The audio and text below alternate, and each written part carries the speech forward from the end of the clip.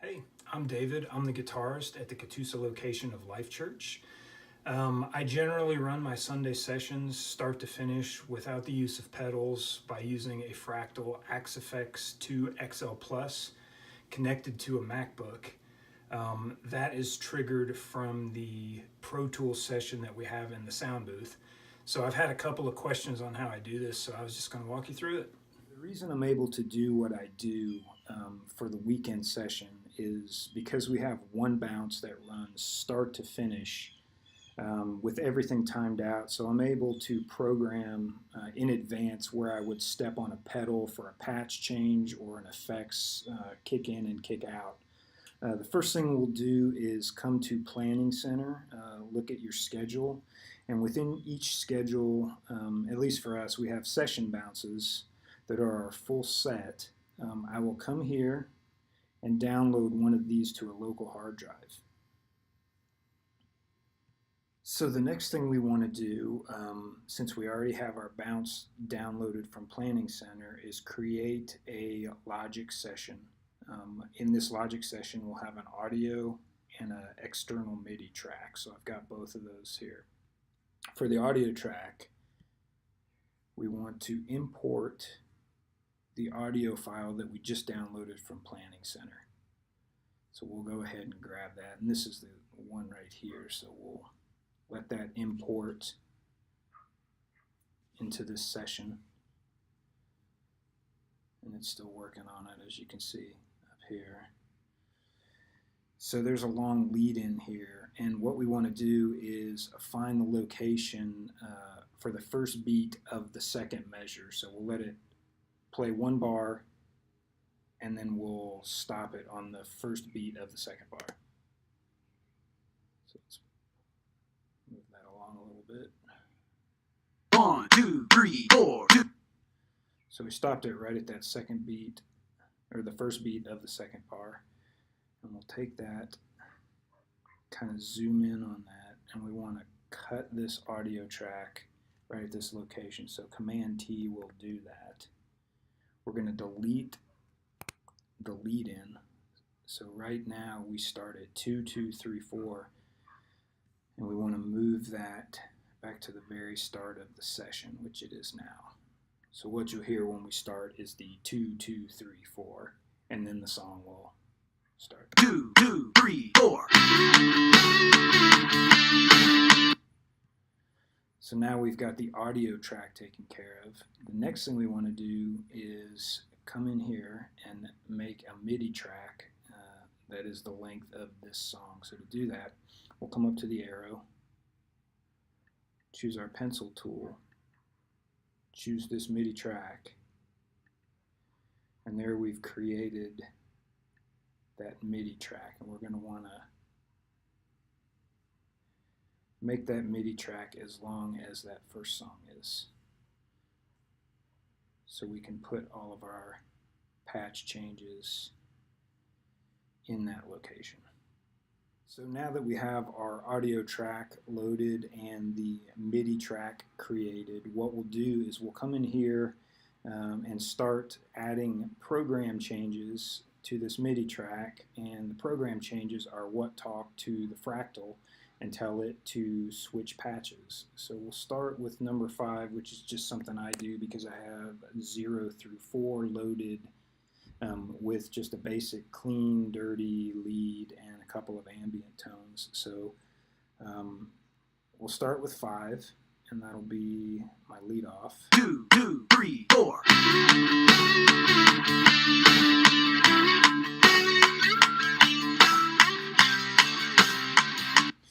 And I'll basically keep that tone until the chorus, so we don't need to listen through all of that. But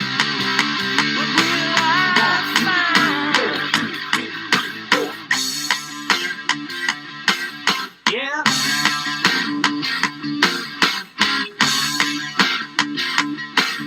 Yeah. so at that point, I'm going to want to change patches. So I'll go here and change that to patch number 6, and on the fractal then I will make sure that patch number 6 has a little bit of chorus, a little more delay and reverb, So this track will then tell the fractal to switch to patch number 6 in real time at that part of the song. Never let your light shine down.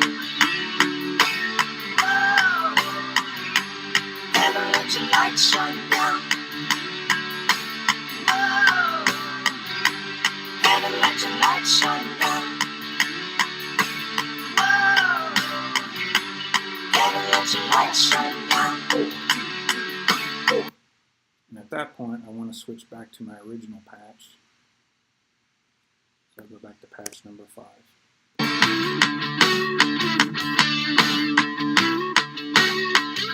And so I'll just continue this through the rest of the song until I have all of my patch changes at the right spots, and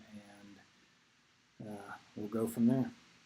So you can see here that the whole process is done. I've created a MIDI track for each one of the songs that we're doing with all the patch changes in the right location. So here's that Walk In, the Collective Soul.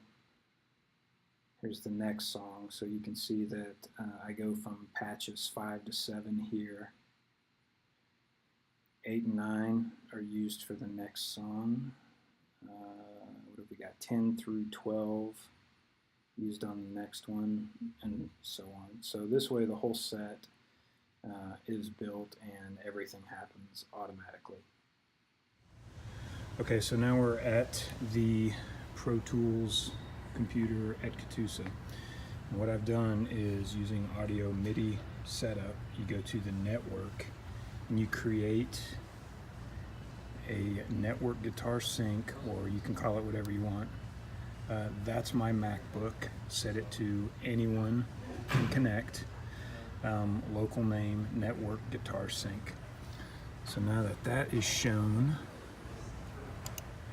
we come here and we go to the count. From there, we can insert a new track, call it a MIDI track, and create. So now here's our MIDI track. And you can see that we have network guitar sync. Make sure that's chosen. Select the pencil here, and then we come over to the start of our song,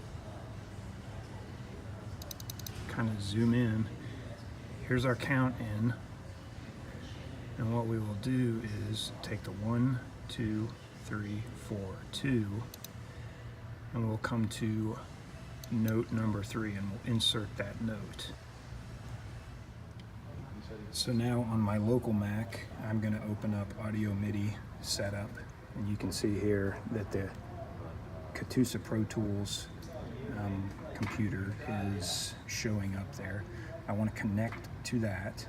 So now we have both computers talking to each other over LCTV staff Wi-Fi. Then back within Logic Pro, I'm going to do key commands, edit, and we want to learn a new key command, which is play from the beginning. So we're going to click on that. We're going to learn new assignment. Now what we're going to do is we're going to come over here and let's solo that MIDI track, and we're going to play through the MIDI note that we just created. So there it goes, and you'll see it learns here. Right there. It has learned that channel 1 C3 means play from beginning. So just to demonstrate again, as the service is about to start, we'll have the Mac back in the amp room, still connected to Wi-Fi, but the guy from the sound booth will come here, start the session,